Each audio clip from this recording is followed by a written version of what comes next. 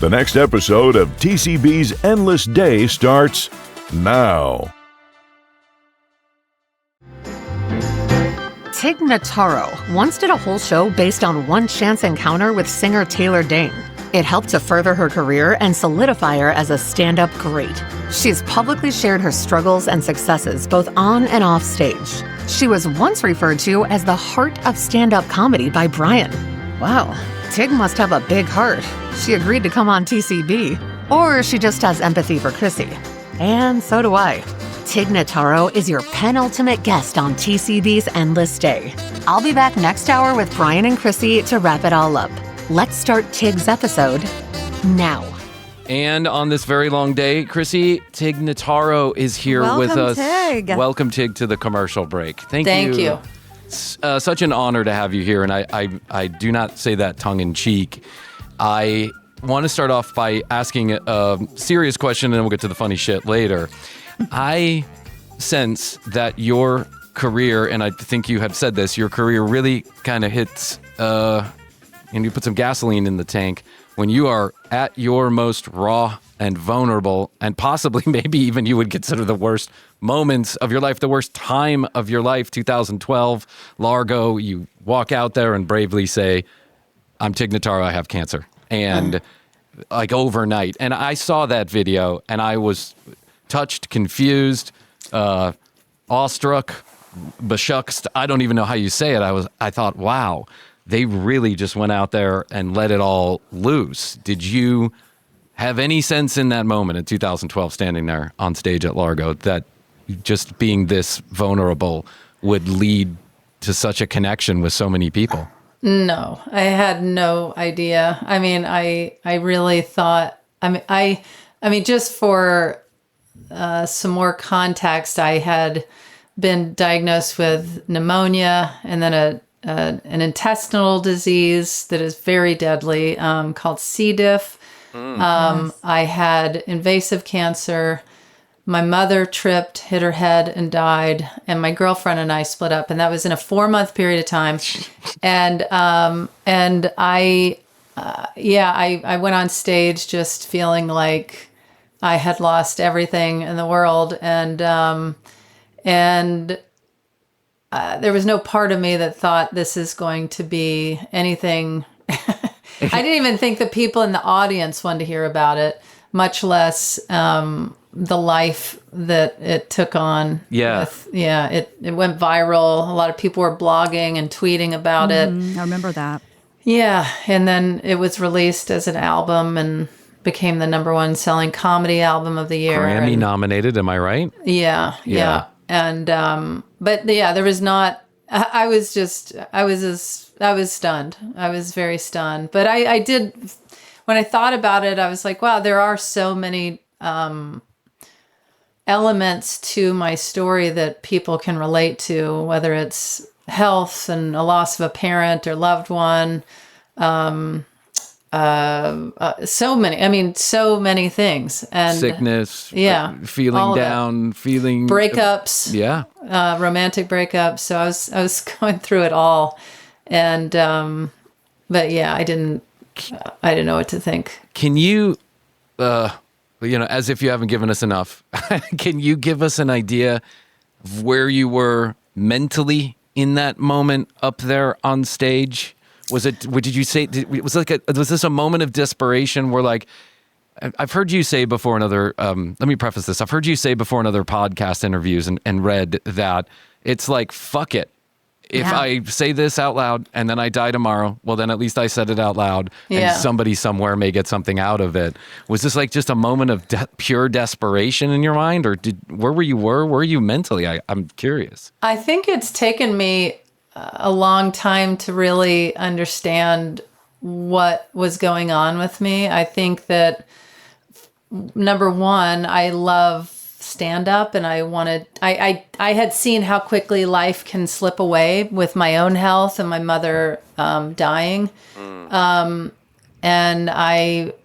because I was so sick, I just thought, I don't know if I'll be able to perform again. I don't know if I'm going to be alive. I didn't know what was coming. So I wanted to perform again. And when I did perform, I thought, well, I can't do my regular observational comedy. That's not where my head is.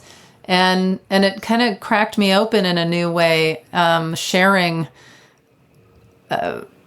in so personally. I had never, ever done that before. And yeah, I think I just felt like I had almost lost everything in life. So why not just, go for it? Yeah, Right. just see what happens, because it already looked pretty bleak. So it's like, if I have a bad show, I mean, I have worse things going on. Yeah, was it a form of therapy too? Yeah. I think there was a part of me that was kind of reaching out for help and support, because even though I have incredible friends and family that were surrounding me, it was still, I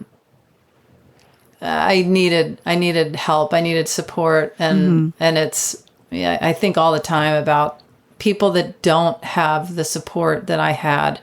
It's really, after I went on tour after I was in remission, and I stood and talked to everybody that wanted to talk after the show, because I was like, man, you guys listen to what I went through, and people lined up sharing their stories and their appreciation. And I'd never really done that before either, after a show, after a tour, or after, any performances, like really sat there and connected with people for hours. Is that there was a real, I bet, sense of catharsis in a lot of ways. And I think sometimes, I know this is kind of the sick, twisted mind of us as human beings, but I think sometimes in ways when we're able to connect with other people's pain, it allows us to vent our own, dull our own, but then say, you know what?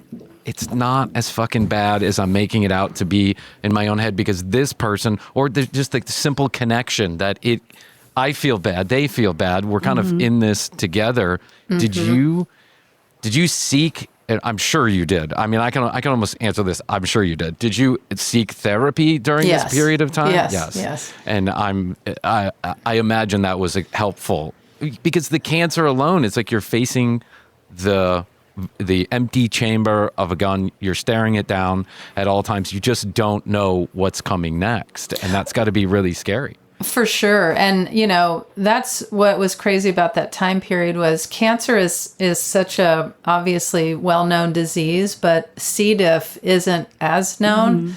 And it actually ended up killing my stepfather 10 years later. And I was really suffering with that disease. And I remember before I was diagnosed, I remember telling people, God, if only I had cancer, people would understand that I'm struggling. And then meanwhile, I had no idea I had invasive cancer. And that I found that out a month later, 2 What is months C. later. diff? Can you explain to the audience, for those who don't know? Yeah, C. diff is a bacteria that's in your gut, and it's totally supposed to be there and works with all the other bacteria in your gut. But if you, I got it from taking antibiotics because I had pneumonia, and the antibiotics, I had a adverse response, and it cleared out all of the bacteria in my gut, but it leaves C. diff alone to thrive, and it just eats your insides, and you can't eat, it's so debilitating. And it's a super bug that, when you see on what is it, the hand sanitizer, that it kills 99.9% of germs. The 0.9 is C. diff? Is C. diff. It's so hard to kill. It's so hard to manage. How long did you struggle with this for? Is this a long illness that takes a long, I imagine, because it's in your gut and you can't get rid of it? Well, there's different levels of severity. I mean, I was hospitalized. I think I don't even remember how long I was hospitalized. It was maybe a week or something. Some people have it and they're just quarantined at their house, but I was, they thought they were going to have to remove a chunk of my intestines. But after I finally turned things around, I still had a lot of pain and symptoms and struggled a lot with eating. And that was, I had sharp stabbing pains. I would just be, my wife Stephanie, when we first were dating, she thought I was doing a bit because I would be talking to her and I'd be like, oh God, and she'd be like, what was that? Yeah. And I'd be like, oh, sorry. I mean, it was truly like I was being stabbed in the gut, periodically. You're like random orgasm. I'm sorry. It happens to me all the time. Yes. But yeah, I would say it took about a year for the severity of it to go away. That is intense. And then diagnosed with breast cancer, your mom dies. The breast cancer, which is a diagnosis that so many women each year will receive, My sister. Cancer. Krissy. I just lost my sister to breast cancer. Oh, I'm so sorry. Yeah, she had a double mastectomy and everything. They thought they had it. And about a year and a half later, so end of 2023, she was having sharp pains actually in her stomach, and they went to the doctor, did some tests, did some scans, and found out that it had metastasized somehow from the breast, and now she had liver cancer and oh my gosh, moved to her spine, and we lost her 4 weeks later. Sorry. It happened super quick, and thank you. And just to talk about therapy, I had to go through a lot of therapy after that. It was so shocking. She was 43 and oh my a best friend with 2 small boys.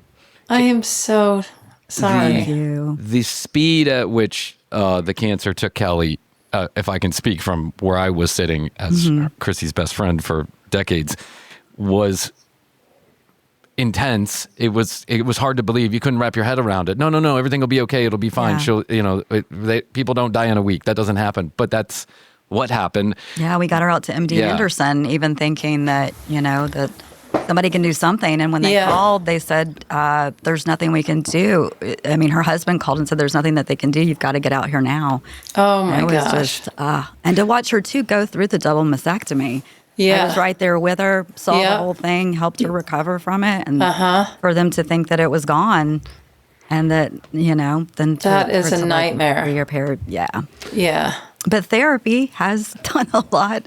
Professional therapy really has been a lifesaver for me because it was like I couldn't put that on my friends and the family that I had left. Yeah. My mom also passed suddenly in 2020.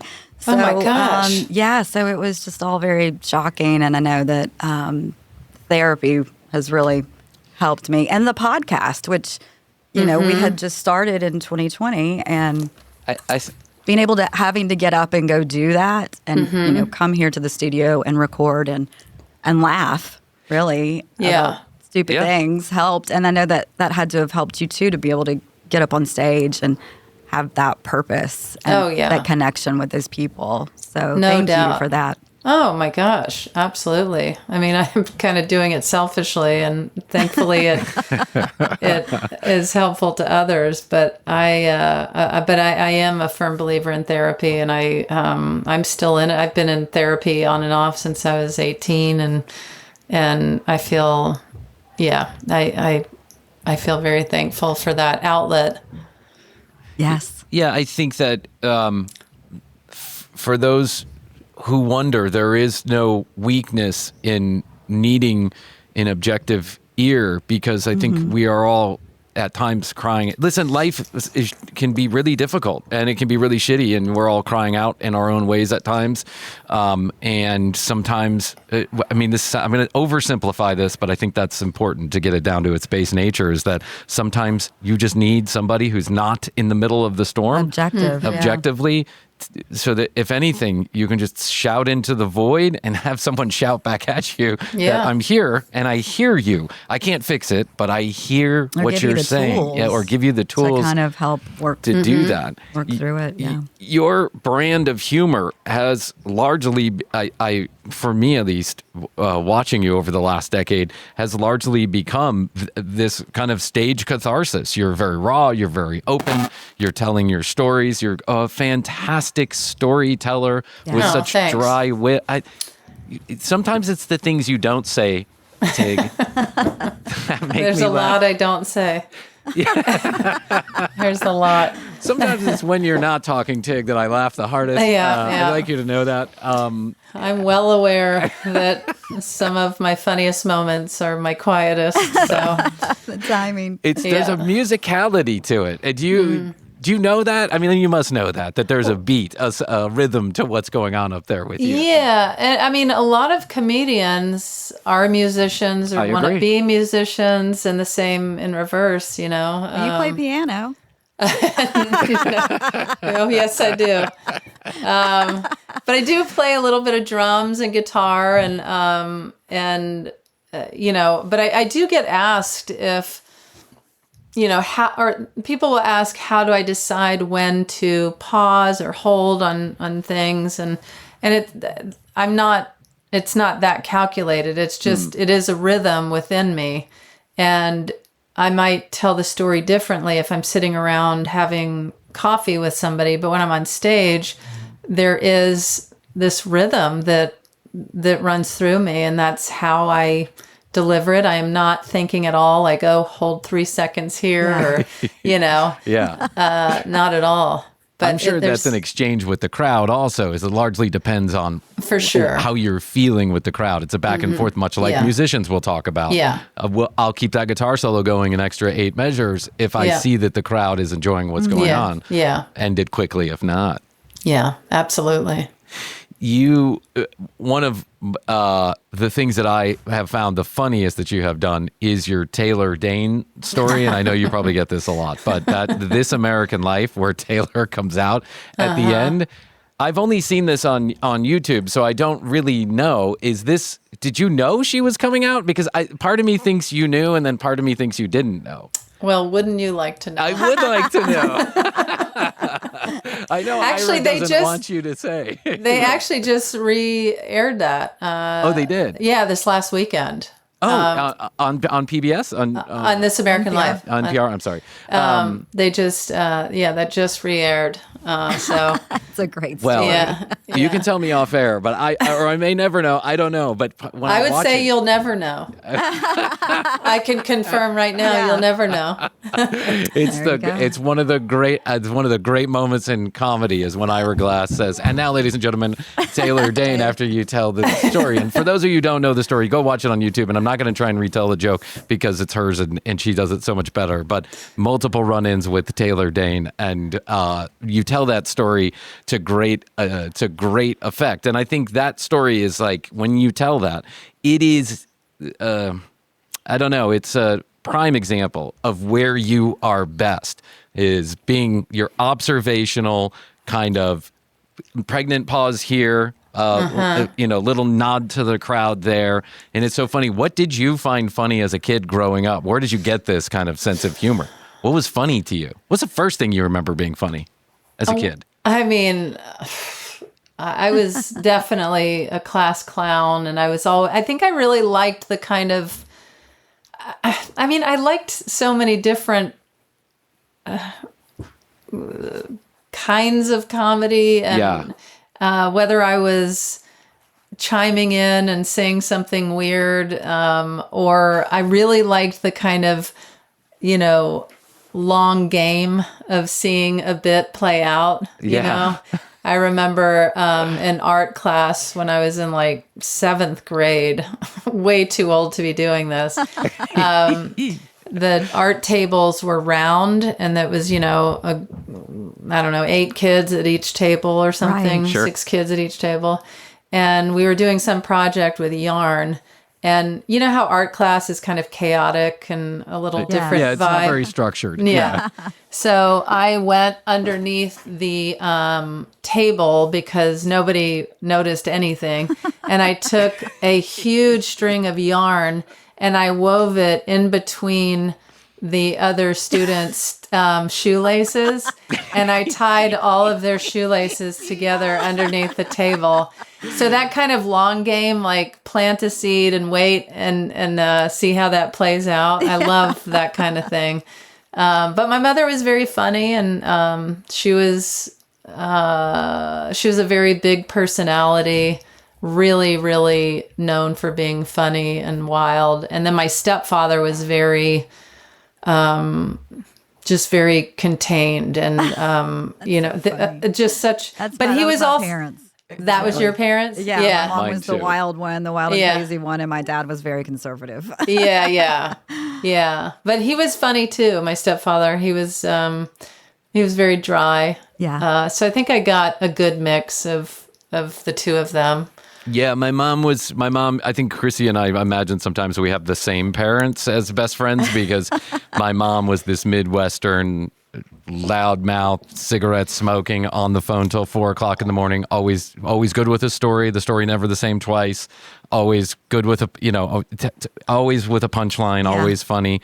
But my dad was extraordinarily reserved and never gave a hug or a proud of you, but he would drop a bomb and leave the room. He was that kind of jokester where someone would be talking about something and he'd throw a hand grenade in the middle. Everyone would laugh and he'd be out the room, right? It was That's great. He was one and done kind of guy. And I can see how you're telling the story now about your mom and your stepdad. You're like a mix the yin of and the these yang. two personalities. Yeah, for sure. You have this reservedness, but then there are moments when there seems to be some absurdity. Yeah. That comes out. Who are some of the? I always like to ask this of comics who are, really good, have been doing this for a long time, and are really recognized. Who are some of the comics that you enjoy watching now? Now, like in 2025, who feels funny to you? I love Maria Bamford. Okay, Yeah. She is just, I just think she's extraordinary. I really like this guy, John Doerr. He is, talk about silly. He is real silly. I don't even know, actually, if we were talking about silly, but he's out of Canada. Okay. And then Aparna Nancherla. Oh yeah. I think she's incredible. My old roommate, Chris Fairbanks, he is so painfully funny. Yeah. So. Where do you live? Where in the world are you living? Are you living out in L.A.? Yeah, I live in L.A. You live in L.A. Do you still get a chance to go? Like, I know you're probably working on comedy all the time, right? That's your thing. That's your gig. Where do you go when you want to work out that set? Do you stay local and do you just go out there and hit up, say, hey, I want to come in and do 30 minutes or I want to come in and do 15 minutes or... I don't know. I'm not really that kind of comedian anymore. I was just in Toronto filming this new Star Trek series that I'm on. And when I had nights off, I would go out to the club, the comedy bar, a couple of times a week.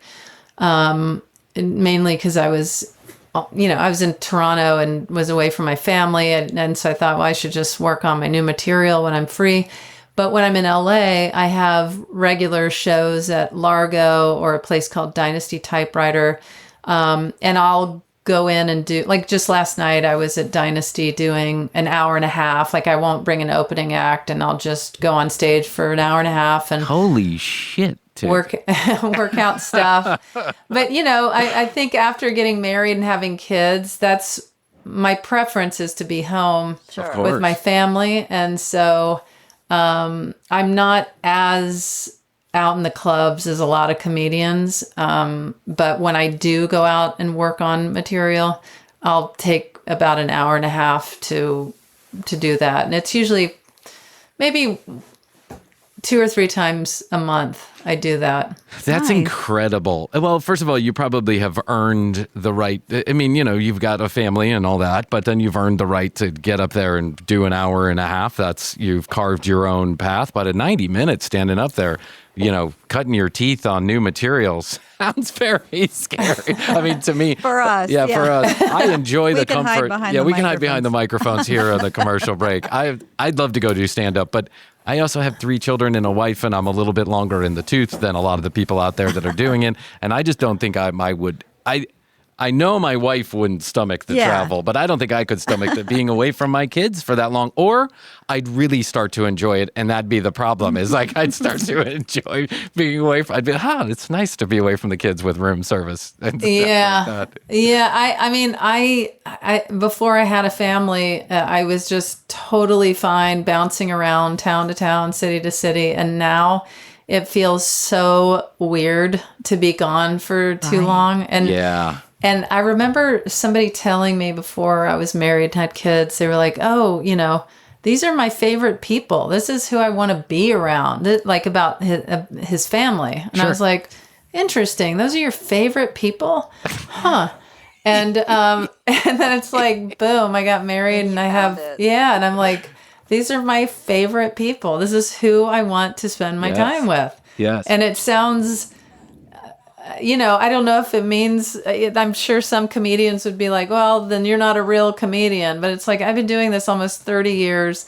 I used to tour till I was, blue in the face. Yeah. You fell out flat on your ass. Yeah. Yeah. And it's like, I'm still doing shows. And aside from local gigs that I do when there's, I haven't toured in the past year and a half, but like a proper tour. Right. But if a gig that looks good comes in, then I'll take it here and there, but I'm not actively trying to tour right now because I really just want some time off and I'm enjoying being home. The funny thing that you talk about, like, these are my favorite people. I have brothers, brothers in their older, they may or may not ever give my kids cousins, and hopefully they do, but they probably won't. But they come over and I see their general irritation with the children. Like, they last 30 minutes being good uncles, and then they get irritated. They want to watch the football or the golf or whatever. Mm-hmm. And, then they egg me to come out for drinks, and I'll go out, and I don't drink anymore, but I sit there, and then I kind of get itchy, and I want to go home, and they're like, come on, man, we're going to go to the next place. And I'm like, you know what? I really want to be home with you've been there, done my that. family. Yeah. And I know it's so hard for you to see. All you see is 3 little, 15 little nightmares running around and irritation. But to me, that is what feels to me like love. That's what takes me away from the stress, makes me feel good. That's my therapy, is when I can throw my kids in the air or, give them a hug, put them to bed, give them a shower. Those are the type of things that make me feel like I have purpose and drive and love. And absolutely. My favorite time of the day is, Stephanie and I talk about this all the time. Like, I love every night, after Max and Finn finish eating and playing and whatever, they go take a shower. And then they discovered the show Friends when we were on vacation when they were 5. And so we would let them watch when we were on vacation. They could watch that, even though they didn't really get half the jokes. The laugh track would kick in. They'd die laughing. And then after this last Christmas break, Friends followed us home. And we now have it as part of our routine that after they finish their showers, we get out popcorn and we all watch an episode of Friends together. This is every night before bed. And then we go upstairs and then we have reading time as a family, and we read for like 15, 20 minutes. And then we all discuss what we just read, and then they go to bed. And that part of the day is hands down my favorite time. And it's why would I not want to be doing that? Yes, and be hanging out in a bar or in a club? I like to go in if I have material that I want to work on or I want to do. I want to go in and do it, and then I want to go home. I'd rather just see comedians that I'm friends with for lunch or something. Yeah. I know you just turned 28 again, but do you, like me, do you find that being an older parent, I think I realized more that these moments are fleeting and that I need to I need to be in the moment, soak them in, and be aware of what's going on. Like I want to eat every moment up because, like you, we have our routine. We play Tickle Monster. My youngest calls it Ishel Monster. I don't know why she calls it Ishel Monster, but she does. And we run and scream, and people are banging their heads, and sometimes they're shipped to hospitals. But those are the moments that we. And I have insurance, might as well use it. Those are the moments that I'm so lost in a sea of. This is incredible, and every moment I want to enjoy it. I think if I was 22 years old, DFAX may have my children if I'm 22 years old and had kids. But I'm a little bit older, and so I have this appreciation that I don't think I would have had I had children younger. Do you get that sense? Is that somewhere in your head? Oh, it's everywhere in my head. I'm just like, and not just that. There's positive and negative of being, 54 with 2 8-year-olds. Yeah. But I feel like, how you see when parents turn into grandparents, they become more chill and relaxed about things. And I feel like I got to be a parent at grandparent age, and I also am so thankful that Stephanie is my partner because she is so phenomenal. She is such a great mother, and she really, the decisions that she makes and the ideas that she has, I'm like, wow, I would have done that all wrong. I would have done that all wrong. Yeah, you look like you make a great team. Yeah, I'm like, I am the luckiest person that you could possibly, the luckiest unlucky person. I like to say. Everything you've said resonates so much with me. First of all, it's heartwarming. Second of all, it all resonates with me because with my wife, it all falls apart. Then I am just the tickle monster, raising my children on Doritos and skipping school every third day because I can't wake up on time to take them.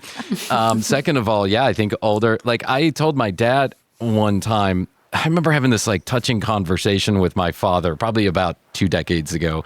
We had a complicated relationship like a lot of sons and fathers do, and daughters and fathers, quite frankly, and parents and children have, right? Yeah. Complicated relationships with weird things that happened and misinterpretations and miscommunications. He comes from a different generation, and he wasn't the most loving, and I was creative, and I don't think he understood that. I like you, had a hard time in school, so I decided that wasn't my thing. He didn't appreciate that. And I remember having this conversation in my 30s with him where I started talking to him in a car. And for some reason, I just felt the need to say to my dad, I want you to know that I love you for everything you are and everything you're not. And this is going to give me chills. This is going to make me upset. Teary-eyed. And he had to pull over the car because he also got teary-eyed and said, I made so many mistakes and I'm so proud of who you became. It was like the first time I'd ever heard my father say that. Wow. And you can't anticipate that your children aren't going to feel the same way, but you can hope that you do it a little bit differently and better. But one of the greatest joys of my entire life is watching my father be a grandparent to my kids because he is the father that I never had with my kids. And that's just incredible to watch that he gets it. He got it. He gets it, right? And so in being older, I think now I have softened, the edges have softened, and now I get to try and hopefully be that father to my kids that I never had. But then they also have their grandfather that is being the father that I never had either, and that's just amazing to me. Did your parents get to see? I know your mother died right before Largo. Yeah. Was there any? Did you feel like your mom was proud of you? Did you feel like? Yeah. Like my mother had a great deal of support. Yeah, she thought my mother was an artist, and she was, like I said, so funny and like life of the party kind of person, and my stepfather was not, wasn't any of those things, and but I am very thankful for what he contributed to my life, even though there was it was really rough. He was in my life since I was 2. And he just, he was just so rigid and buttoned up, and my mother was really my biggest cheerleader. And I had a similar experience when my mother died. We had buried her in Mississippi, and we were driving away. My stepfather and I were driving away, and he said, I owe you an apology. And I was like, oh, for what? And he said, for when I told you that your career was a waste of your time and your intelligence. And I said, oh, I was, first of all, surprised that I was devastated when he told me that, because I failed 3 grades. I dropped out of high school, and I was proud of myself because I had made a life for myself in comedy, and I was probably more successful, making more money than most people that I knew that went off to college. Even though I was just doing comedy clubs, I was still making really good money. And and I think I had made up in my mind that Rick, my stepfather, was proud of me and thought I had found this loophole.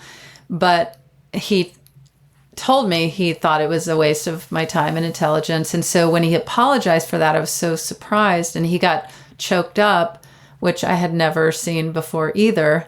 And he said, I had projected onto you the idea of what, and this is coming from, truly the most robotic man. And he was crying. And I was sitting there thinking, how is my mother missing this? Like, that we've buried her and we're driving away. But I still think, like, if my mother, knew that happened, she would feel like it doesn't matter when it happened, just the fact that it happened is wonderful. And he said, I had projected all of these ideas of what you were supposed to do, the path you were supposed to take, and it didn't line up with the map that I was looking at. And he said, and I realize now that it is not the child's responsibility to teach their parent who they are. It is the parent's responsibility to learn who their child is. And I did not do that, and I am sorry.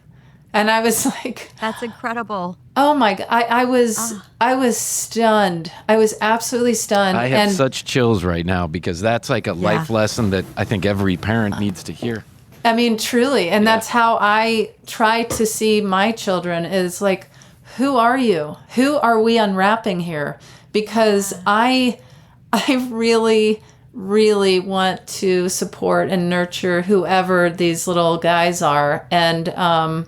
And what was really amazing is, similarly to you, when I became a mother, I saw a side of my stepfather. He went shopping for them, for clothing, for toys.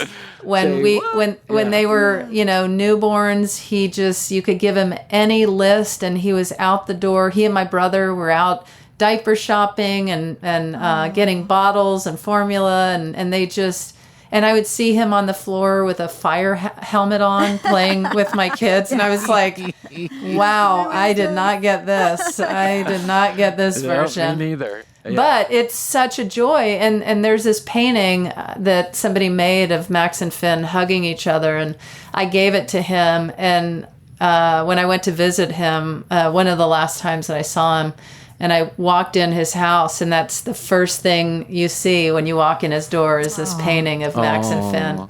Oh, that just touches me. I didn't expect this conversation to get so emotional. I knew I was excited, but I didn't know I was going to have a tear in my eye. Yeah, it's something about having another life form, and I imagine it like a lotus flower that just kind of unfolds. Right, you're watching these personalities and these human beings develop, and I'm just here to make sure that the flower gets watered. Yeah. And it's got good soil, and it gets watered, and it's got a roof over its head during a stormy day, and then let it unfold.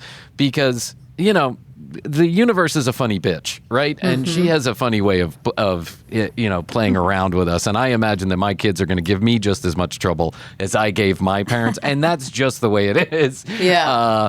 But I'm here for it because that is what life is all about. And, and I want them also to know, like kind of wrapping this back into mental health, I also want them to know that good, bad, or indifferent, which is not what I sometimes felt with my own parents or my own dad especially. Good, bad, or indifferent, my love is not conditional. It is not conditional upon who you love or who you date or what you do or, how you style your hair or whether you wear a dress or shoes or pants. I don't give a shit about any of that. My personal choice might be different, but it doesn't matter because that's your personal choice. And I love you unconditionally. Yes. Right? And that's huge. And that's huge. And I think a lot of us, especially of our age, we did not get that because our parents grew up with parents that were so much different. They were almost like, apes out in the woods, out in the jungle. They threw them to the wolves and just let them, God bless you.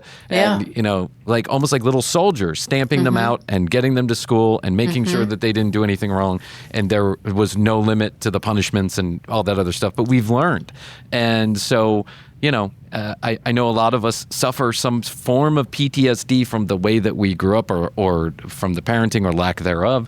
And so it's important to, reconcile with that at some point so that you can be a better parent or human moving forward. Do you get like a vulnerability hangover sometimes from being out on stage and telling your life story and I think being I'm so just raw? I think I'm in a place where I'm finding a balance in my comedy because before 2012, I wasn't vulnerable really. I was pretty much mainly observational. And then I, of course, had that. Took a left turn at Albuquerque. Yeah, yes, I did. And then I realized like there is, I do love silliness and I love observational comedy and I love sharing intense stories about myself. But I really have decided I'm going to share what feels right when it feels right. I'm not going to give the audience what they want because I realize what they want is what I want. I have to be happy. I have to be up there wanting to really tell these stories and jokes because that was kind of a fear of mine after my album. It's called Live. And after that came fantastic. Out. Yeah. I remember I was in backstage in Iowa City. It was my first time to perform on the road after that album and after I was healthy again. And I was standing backstage going, oh man, I'm going to let this audience down. They're all here. It's a sold out theater.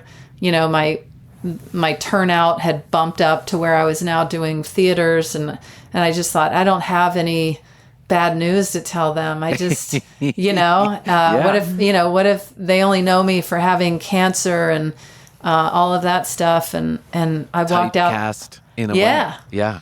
But I just thought, well, I just have to go out and do what I want to do and hopefully they'll follow. And they were incredible. And it was such a fun show. And I will always be so thankful to Iowa City because I really thought this was where I was going to kind of slip off, because I wasn't going to give them what they wanted. And that's when I really realized, like, they want me, if they're a fan, they want me. And this is where I am right now. I don't have cancer. I'm happy and I'm healthy and I have other things to talk about.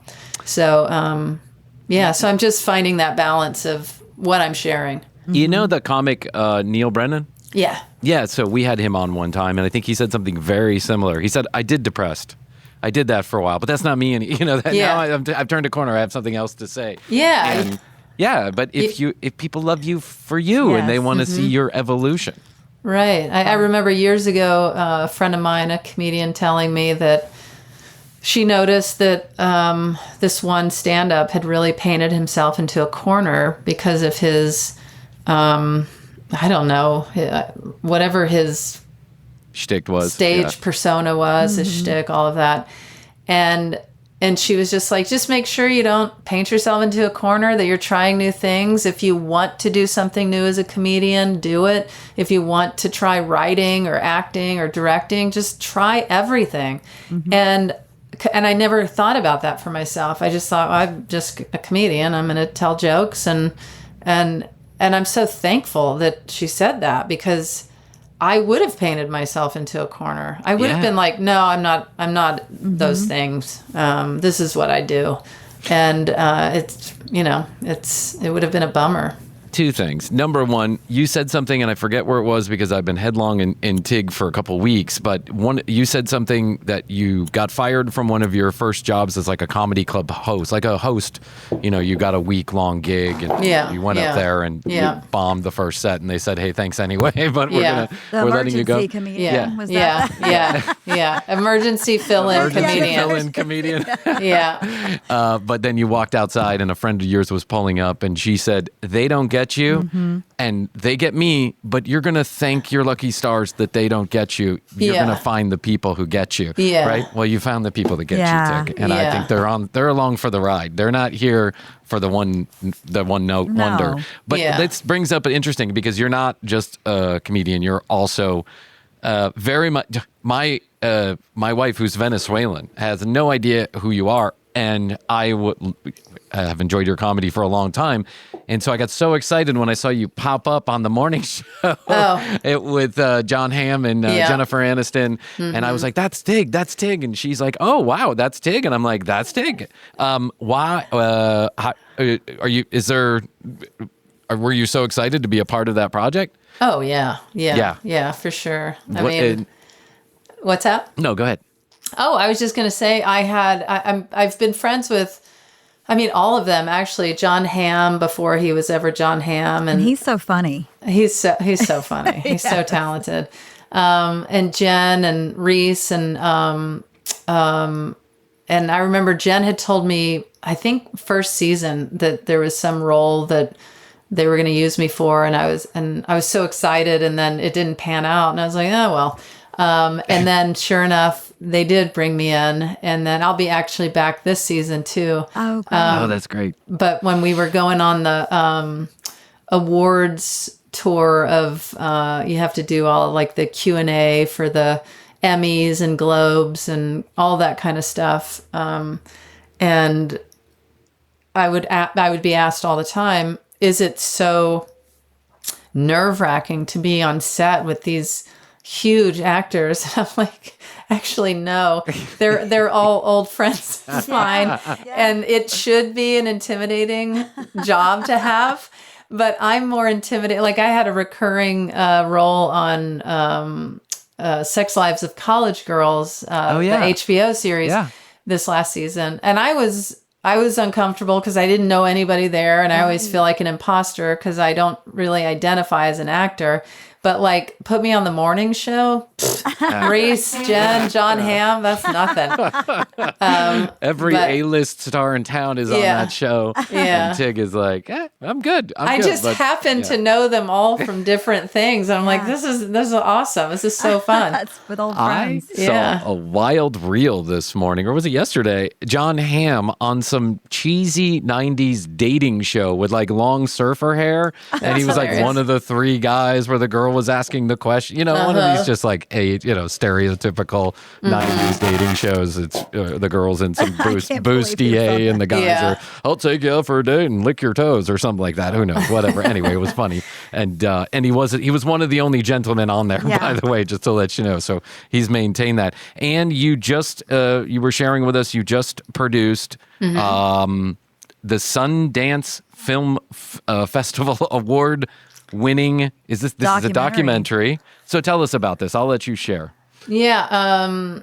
My friend of 25 years, Andrea Gibson, is a non-binary poet from Colorado. I mean, originally Maine, but Colorado. We met in Boulder. And Andrea is also the poet laureate of Colorado. A real talent.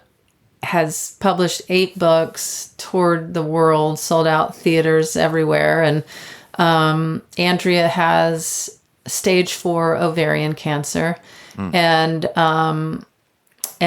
our mutual friend, Steph Willen, and I were talking one day, and Steph was like, I feel like Andrea's life right now would make a really great documentary. And man, I haven't seen something so clearly in my life. It was one of those projects that was like just green lights the whole way through. We found the best filmmakers to make the film. They did the Pamela Anderson documentary. Oh, right. Oh, that was brilliant.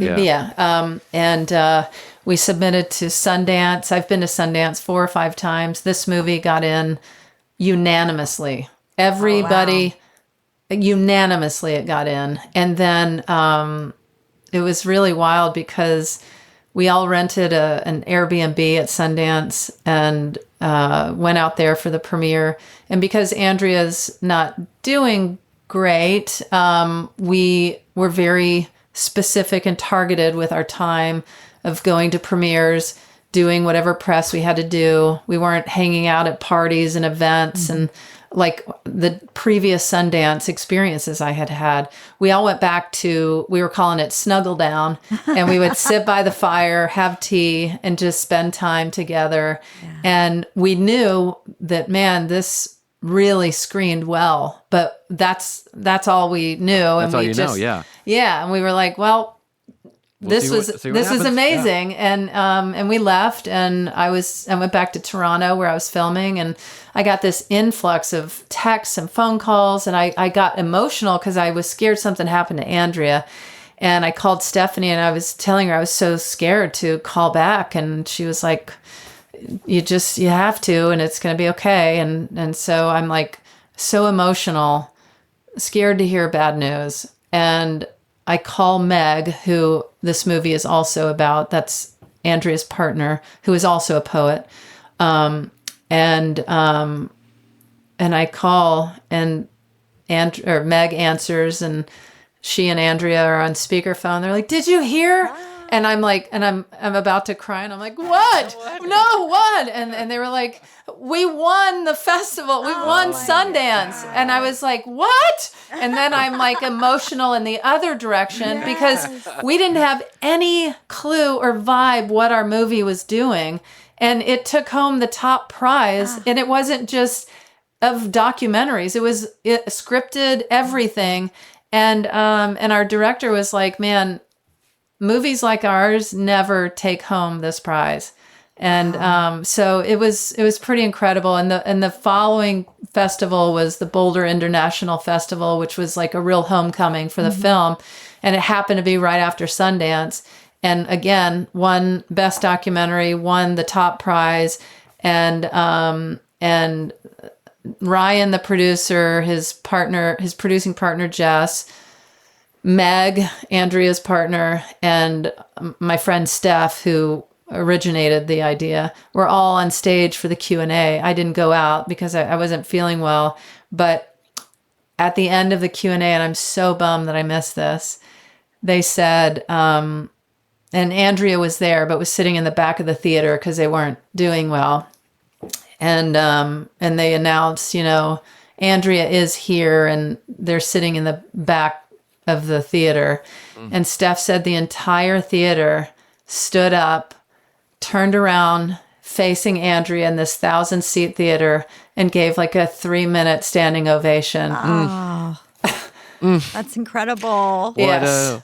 Yes. I can't wait to see this movie. It's called See Me in the Good Light. I'm sorry, I cut you off. No, that's exactly it. And there's a chance, and it was purchased. It'll be on a streamer and available later in the year. But we'll give out that information when we're available to, and hopefully that'll be today as this airs. But if it's not, we will let everyone know the day that it's announced. It is a very powerful, and also Andrea is deeply funny.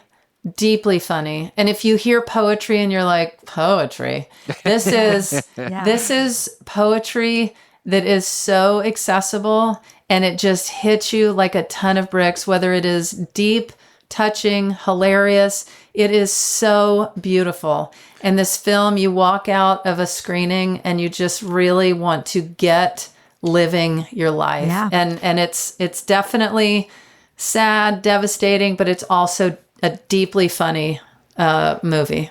I think part of what has been so amazing about funny to me, whatever that looks like, whether that's stand-up comedy or your favorite show or practical jokes or whatever, poetry, whatever that is, what has been so amazing to me and what I have realized, especially in the last couple of years of my life, is that funny is a bridge that can get us from point A to point B. And connect us in ways that we never expected, just like music and a lot of other things in our life, and love and passion. Funny is one of those tendons that is out there that keep us together and pull us in close when times get tough. Absolutely. Absolutely. And you are a living testament to that. And thank you. Want to let you know that your comedy has both touched me and made me laugh out loud, and I'm here for the ride. You found your people. I really appreciate it, and thank you so much for having me on your show. Notaro, you are a gift to us all. You're a national treasure, Tig. And you're also thank you. Welcome back on the show anytime. Thank you for joining us on the 12 hours of TCB. This has been enlightening and emotional, which I didn't expect. Laughing, You get crying, it. everything. 5 years, 1,000 hours, 750 episodes of the commercial break. I have yet to shed a tear, and Tig got me to. So there you go. Look at that. Thank you. Thank you, Tig. We'll put all the information in the show notes. All righty. Thank you. See ya. Thank you, Tig. Thanks. Thanks for having blessing. me. What a Thank blessing. you. Thank you. Great conversation. Okay. Go have popcorn with those kids and watch another episode. And mean it when we say you're welcome anytime. We'd love to have you. I really appreciate that. Okay. Thank you for having me. Nice to meet you. See ya. Bye-bye. Bye. Stay tuned. TCB's Endless Day continues in just a few minutes.